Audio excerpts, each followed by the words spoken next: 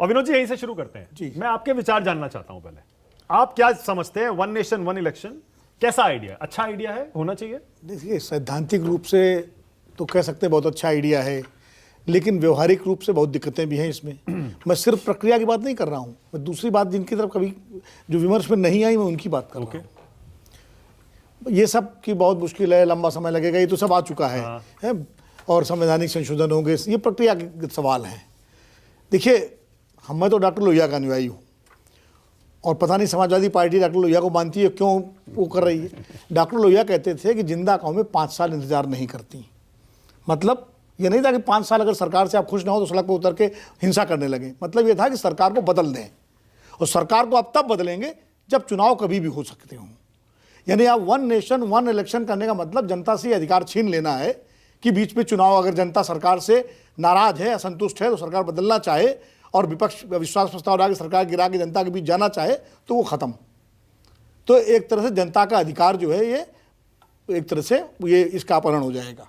Number 1, अगर आप कानून बना देंगे।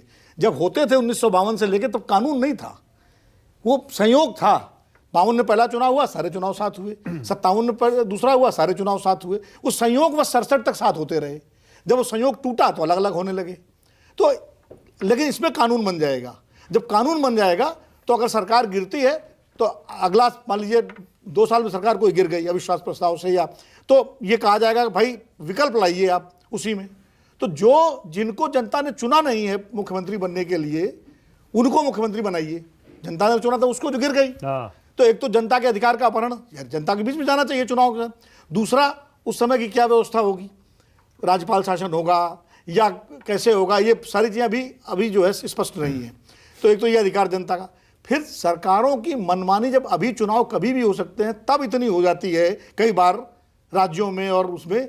अगर तय हो गया कि 5 साल तक चुनाव ही नहीं होंगे तो फिर कई राज्यों में तो निरंकुश सरकारें हो जाएंगी, क्योंकि लोकतंत्र में तंत्र पर लोक का नियंत्रण बहुत जरूरी है, और तंत्र पर लोक का नियंत्रण चुनाव के माध्यम से ही होता है। तो मैं तो व्यक्तिगत रूप से अगर मेरी बात माने तो मैं तो इस विचार के पक्ष में नहीं हूँ। क्या वैसे बड़ा अच्छा लगता है, सब खर्चा बचेगा। अरे टोटल 3800 करोड़ आपने बताया, कब खर्च हुआ? 2014 में 3800 करोड़। भारत जैसे इसका 35-40 लाख करोड़ का बजट है, अगर उसमें 5,000-10,000 करोड़ रुपए खर्चा भी हो जाएगा तो गरीब हो जाएगा ये देश। दुनिया भर में इतने खर्चे हो रहे हैं भारत के, और खाली लोकतांत्रिक अधिकार में खर्चे को लेकर बात करते हैं लोग। फिर तो अगर खर्चे बचाना, चुनाव में मत कराओ, हमेशा परमानेंट एक व्यवस्था कर दो। कोई फिर मतलब यही करना है। ये एक अतिरेक की बात मैं कर रहा हूं, जो कि नहीं होता लोकतंत्र में, और ये दूसरा अतिरेक है। और मुझे एक चीज नहीं समझ में आती, विविधतापूर्ण इस देश में हर चीज वन क्यों हो? One nation one election, one nation one language, one nation one leader, one क्यों वन हो भाई? ये गुलदस्ता है हिंदुस्तान। यहाँ हर राज्य की अलग प्रकृति है, राजनीति की प्रकृति अलग है, देश में तमाम तरह की विविधताएं, यही इसकी सुंदरता है, यही खूबसूरती है। तो ठीक है, कुछ चीज़ें मान लीजिए आपने, चलिए एक टैक्स आपने वन कर दिया, कुछ अब हर चीज़ अगर वन करने लगोगे तो ये वन कहाँ जाके रुकेगा? तो मुझे लगता है व्यक्तिगत रूप में, अब हो जाए तो ठीक है, जब होगा हम भी सबके साथ हैं। और फिर हम लोग क्या करेंगे, मीडिया वाले 5 साल जो है एक बार बहस कर ली, प्रोग्राम हो गए, कॉन्क्लेव हो गई, 5 साल तक फुर्सत। ये अपना मैं वर्गीय हित भी देख रहा हूँ। अभी तो आप हमें बुला लेते हो, आप भी जो प्रोग्राम करते हो, सारे चैनल करते हैं, सारा अखबार लिखते हैं, तो वो भी हमारा एक वर्गीय हित पे चोट लगेगी। तो मुझे लगता है, मैं विपक्ष की बात नहीं कर रहा, विपक्ष तो अपने एजेंडे के तहत कर रहा है। विपक्ष को जो डर लगता है कि चूंकि मोदी जी के नाम पर लोकसभा में लोग वोट देते हैं, तो अगर मोदी जी के नाम पर विधानसभा और लोकसभा के चुनाव एक साथ हुए तो विपक्ष को खतरा लगता है कि जो विधानसभा है वो जीत सकता है, वो भी हार जाएंगे, लोकसभा भी हार जाएंगे। तो विपक्ष को तो ये डर लगता है, इसलिए उसका जो है वो है। लेकिन मुझे लगता है कि इस पर निश्चित रूप से एक मिनट, इस पर ये बहुत गंभीर मुद्दा है। इस पर पूरे राष्ट्र में, पूरे देश में एक लंबी चर्चा होनी चाहिए। सिर्फ इस कमेटी में नहीं, कमेटी अपनी रिपोर्ट दे देगी, उस रिपोर्ट पर चर्चा होनी चाहिए, जनता के बीच में इस पर एक होनी चाहिए, सारे सजेशन आने चाहिए, और फिर आम जनता की राय। ऐसे तो बहुत, ये तो वैसे ही सदा सच बोलो। अब सदा सच बोलो ठीक है, लेकिन क्या हर आदमी सदा सच बोलता है क्या?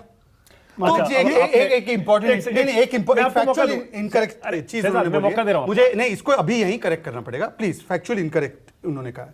उन्होंने अभी एक बहुत बड़ा स्टेटमेंट बड़े मुझे लगता है चतुराई है, शब्दों में भी वो बहुत अच्छा माहिर है। उन्होंने कहा कि लोकतांत्रिक अधिकार जो है सरकारें 5 साल से पहले बदलने का, वो अधिकार लोगों से छिन जाएगा। मुझे एक एग्जांपल मैं आपको देता हूं। मान लीजिए बीजेपी की सरकार केंद्र में और कोई राज्य में जहां बीजेपी की कोई लेना देना ही नहीं है, और वहां पर जो चुनाव सरकार है, तो केंद्र से अगर कोई सरकार से नाराज होगा, उसको उस स्टेट में तो वैसे ही मौका नहीं मिल रहा है बीजेपी को कुछ सबक सिखाने का या नहीं सिखाने का। ये कहना कि निरंकुश हो जाएंगी सरकारें, मान्यवर 5 वर्ष की जो अवधि है वो तो अभी भी बनी रहेगी।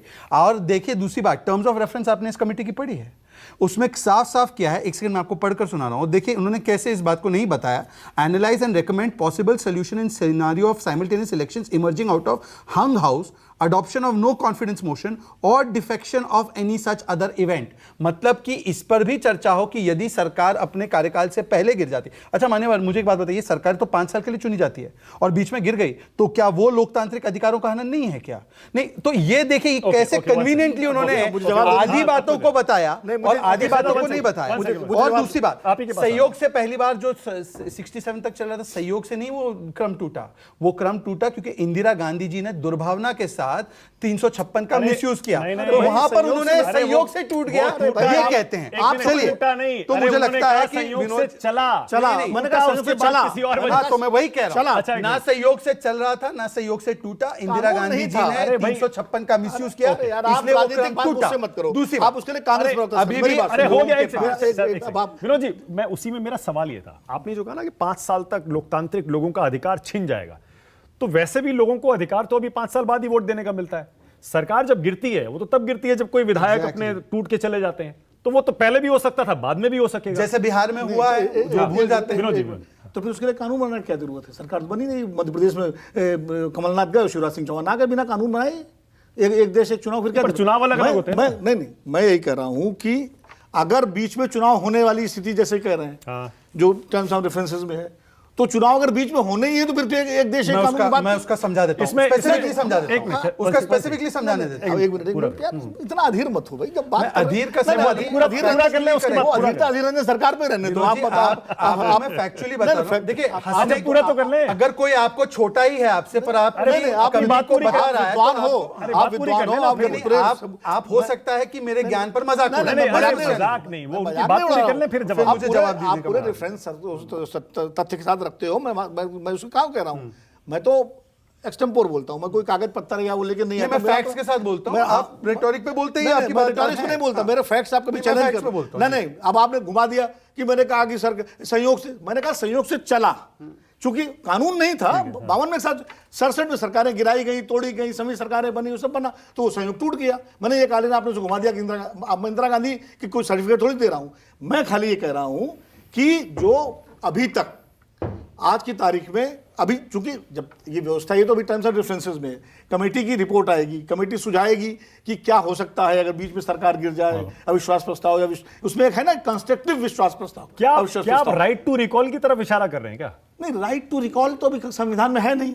मैं वही कह रहा हूं, हमारे संविधान में राइट टू, क्योंकि देखिए 5 साल, अगर 5 साल जनता के हाथ में आपको रिमोट देना है सरकार का, आपको राइट टू रिकॉल देना पड़ेगा। राइट टू रिकॉल दे दे तो मैं तो इससे तो आएगा नहीं, मैं तो स्वागत करूंगा। अलग अलग चुनाव या एक साथ चुनाव, अगर इससे तो कोई फर्क नहीं पड़ने वाला। राइट टू रिकॉल इस देश में हो जाए, जो इलेक्टोरल रिफॉर्म का हिस्सा है, बड़ा मुद्दा है, और उसके साथ ये कानून लाया जाए, तो मैं तो स्वागत करूंगा। एक वाक्य मुझे दीजिए। अब यार एक मिनट पूरा, अरे भाई मैं तो नहीं बोल रहा, पूरा तो आप दे रहा हूं, एक वाक्य दे दीजिए। आप तारतम्य तोड़ देते हो भाई, आप बहुत लंबा बोलते हैं, आप बहुत छोटा बोलते हैं, आप बहुत छोटा बोलते हैं, 10 बार बोलते हैं आप हर डिबेट में। अब आप मानक जी, जब मुझे कर ले, मैं दे दूंगा। दिक्कत यही तो है ना, समय समाप्त होता जा रहा है। तो समय समाप्त आप दूसरों का भी तो करते हो। अब आप सुनो, आप तो सनातन समाप्ति के लोगों के साथ भी तो खड़े हैं। अब सनातन समाप्ति के साथ समाज समाप्त हो जाए, सनातन बुला लीजिए, मैं बहस करूंगा। अब उसके ऊपर तो स्टैंड नहीं ले पाएंगे, चलिए इस पे ले लीजिए। सनातन तो मुझसे बहस मत करिए, समझे? रुद्राक्ष में माला जप के बस, चलिए बहुत अच्छी बात है, सनातन, परंतु जो लोग करने के लिए तारो है उनके ऊपर भी कुछ बोल सकता हूं। वो विषय नहीं है ना, रिमेन ऑन दिस, विषय दूसरा है ना, विषय पे बात करो। विषय पे आप राजनीतिक रूप से संदेश दो, अपना पार्टी के प्रवक्ता, आपका अधिकार है, आप बोलिए, आप अपनी बात।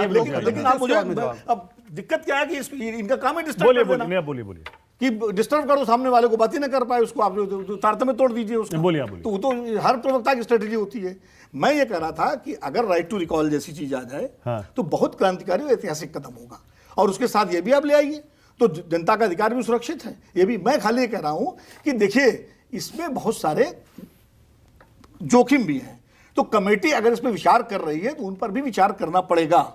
ये एक दिन 2 दिन का मुद्दा नहीं है। बड़ी तस्वीर खींचनी बड़ी पड़ेगी। तस्वीर के साथ इसको शहजाद होना जवाब दीजिए, उसके बाद पहली डीके दुबे बात कुछ तो कहना आपको चाह रहे मैं हैं। फैक्चुअली बता दूं, जो कंस्ट्रक्टिव कॉन्फिडेंस मोशन की बात आप कर रहे हैं उसका भी जो एग्जांपल या उदाहरण किसी ने दिया था तो समाजवादी पार्टी ने दिया था। यही होगा ये मुझे नहीं पता कि जब नो परंतु कॉन्फिडेंस आए तो उसके प्रो साथ कॉन्फिडेंस भी आए। प्रो कॉन्फिडेंस भी आए कि उसका ऑल्टरनेटिव सरकार बने।